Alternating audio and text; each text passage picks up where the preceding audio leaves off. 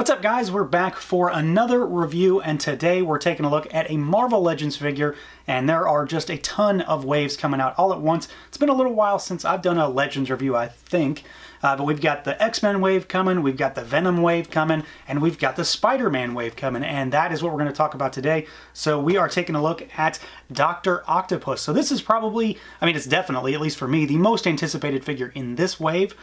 This is the only figure that I plan to get. I don't want to build a figure, and I really don't care about the rest of those characters, and I don't buy toys I don't want just to review them, so we're going to take a look at the one that I do want. He comes in, of course, that standard Marvel Legends packaging that we have come to either love or hate. I hate it when I have 30 packages to open all at once, but this is just one, so we're all right. So we've got Otto in the big window there. We've got some artwork on the side. We have got a product shot on the back, and then the lineup of the wave, along with the Build-A-Figure, Spider, whatever you say it as. I really don't know how you're supposed to pronounce that. I'm going to point it out now rather than later, but there is one very weird thing going on with this package. This hand right here, his left hand on the package, he does not come with this hand. He comes with a different hand, and I guess I'll talk about it again later when we talk about the sculpt. But that's kind of a weird thing. Obviously, that was a change at some point. So let's do it. Let's pull him out and take a look. Alright guys, here is Dr. Otto Octavius out of the package, and I've got kind of a love-hate thing going on with this figure after doing some initial playing around with him. So we're going to talk about the figure itself, articulation, paint, sculpt, and then we're going to talk about these tentacles, because to me this is kind of two halves to the same story. So let's rip those guys out first, and then we'll talk about the figure, and then we'll get to these tentacles. Alright, so for articulation, this guy's actually fairly well articulated in terms of the base figure. He's got a lot going for him. He has a surprisingly more articulation than I had initially expected. For the head, it's on a ball with a disc hinge, so you can rotate it left and right. He can look up and down, but only slightly. He's got such a fat head and a really fat neck that it all just sort of sits on top of each other, so there's not tons and tons of movement there. Arms can go out. We can rotate. We've got bicep swivel. We have got a double jointed elbow with pretty decent movement, and then we've got rotation and hinges at the wrists. He has upper torso articulation, which is pretty good, although depending on how you articulate him, you will hit those ports on the back, which is where the tentacles go, so you have to watch that out. I'm not sure if that could have been avoided in terms of what they gave him, but just something to be concerned about maybe. He can go forward quite a bit, and he can go backward quite a bit, but if you go too far, you will see the hole in the abdomen. Legs can go out incredibly far. I don't know why he needs to be able to do the splits like that, but he can. He can kick forward. He can kick backwards a little bit. Thigh cut, of course. Double jointed knees. Honestly, he can go back pretty far, but again, he's a stocky guy, so it gets in the way pretty quick. Boot cut. We've got a rocker and a hinge at the ankle. So he is pretty mobile, all things considered. I think he looks pretty good in terms of the articulation department. So as far as the rest of the figure goes, we've got, you know, a bit of a fat guy to talk about here. He is on a stockier body, and I do believe that a lot of this is new. And if it's not, it's certainly new to me. I don't have a figure that looks like this. We have got Doc Ock in sort of his classic costume. It's not 100% classic. I'm not entirely sure what some of these design choices pull from, but we know that a lot of things have a little bit of a modern touch to them with Hasbro these days, which is fine. We have got basically just your standard body here with a costume on top of it, but he's sculpted rather well, I think. We do have, you know, kind of the pudgy stomach there, and the overall just kind of the fat torso, I guess is the best way to say it. You know, Doc Ock's not a muscular guy. He's just a big beefy guy. So he's got a bit of a rotund frame going on. I think it works pretty well. He's got huge stocky legs, and then they go down into those boots. A lot of nice wrinkles on there, a lot of nice wrinkles on the sleeves, and then you've got some sort of wrinkles, slight stitching lines on the costume as well in terms of the sculpt. Really, the big thing for the sculpt on the base body, though, for me, is the head.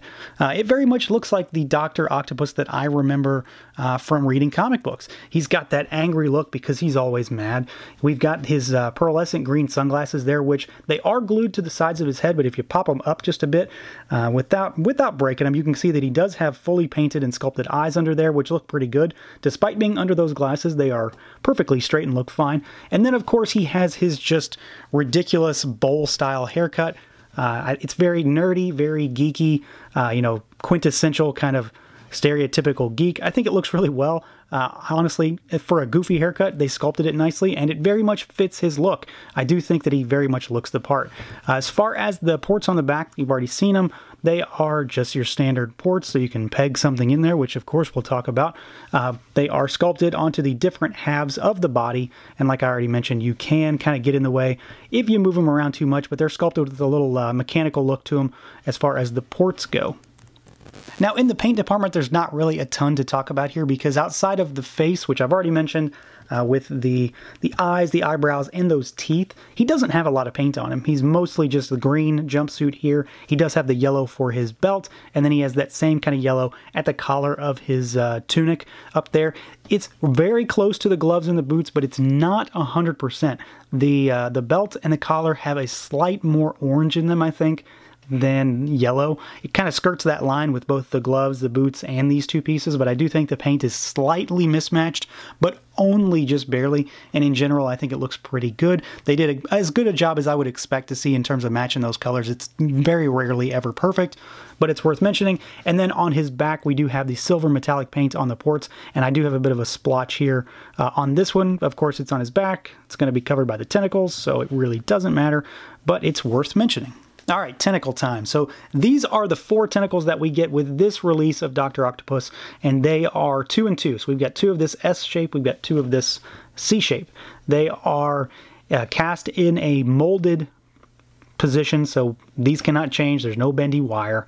We have got ball jointed claws on the end, which rotate. Some of them have to be put together out of the package. You just pop them on, pop them off if you want.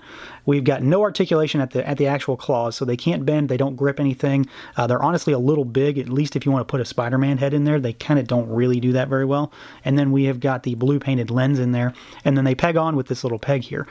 They are a bit of a far cry from what was seen previously in the Toy Biz era, where there were bendy wires in the tentacles. You could articulate them, and then those could actually hold up the figure's weight. That's not going to happen here. They're not posed in a way that that's going to work, and I don't really think they could support it anyway. However, if you do have that old Dr. Octopus, you can use those tentacles on this figure. The port is just similar enough. They're not identical, but the port is just similar enough that it will work if you so choose. Now, as far as how these actually peg in, like I said, it's just a peg, so they go in those ports that you saw, and they are actually suggested as to where they go. So this one is SL, it's the short one, I believe that's what that's supposed to mean, and it's L, so left. And I find that these are actually labeled in such a way that they kind of correspond to a peg on there. So the short ones go on the top and the long ones go on the bottom. Mine actually kind of work better in that order. It's unfortunate, and you can use them in any port, but I find that they sit better in those specific ports. Now, when it comes time to actually put these in, like I said, they are sort of keyed in such a way that they're suggested on where they go. So we just pop them in. And they do rotate in those joints, of course, because they're just straight pegs.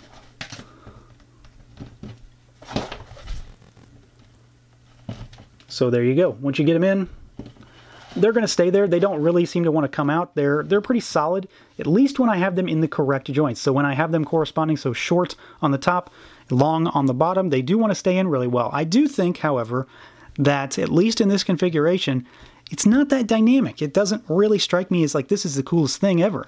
I think these two are a little too far inward. I don't think that they have a lot of oomph when you look at them, like they're just sort of there. But if they were maybe a little further back, maybe reared back a little further, just staring at you, and then these two, they point away.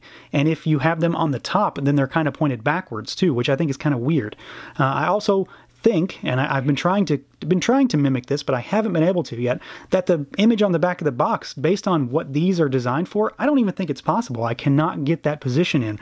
They look like they're posed in a different way, like they molded them differently to get that shot. And again, you know, he's got a different hand on in that picture too, so I'm not really sure what's going on that picture. These do work fine. I'm not saying that they're not functional or anything, but they are a bit of a letdown. So overall, I think I've already said it, you know, I kind of feel like I've got a love-hate thing going on here. I do like the base figure. I think he very much looks like my classic Dr. Octopus. He very much looks like that old school, but with slightly different changes to make him a little different. And I'm okay with the base figure. He's surprisingly well articulated. I don't have any true issues with him. I dig the figure. But it's the tentacles where I think this thing kind of falls short. For them being his unique identifier, and for not having any accessories, because again, what would he have? They should have given us 4 unique tentacles, I think. I don't think we should have gotten 2 and 2. I certainly don't think we should have gotten 2 tentacles that really point off of the figure. I wish we would have gotten them that are kind of more capable of pointing towards his enemy rather than, off to the sides. And I just think they're sculpted in kind of weird ways, and that kind of leads on to the fact that, again, I think that he's sculpted with those tentacles in such a way that we're not seeing what is capable on the back of the package. I don't think that that is what we actually got, and I do think, obviously, that the hand that he shows on the back of the package is definitely not the hand that he is given here. That's not so much of an issue with me. I don't really care, but it's kind of an oddity that I'm seeing so many things on the box that I just don't place on this figure. So yeah, he's not as exciting to me as I thought he was going to be. But for now, that's going to do it for this look at the Marvel Legends Dr. Octopus. Let me know what you guys think. Feel free to like, comment, subscribe, and share. And until next time.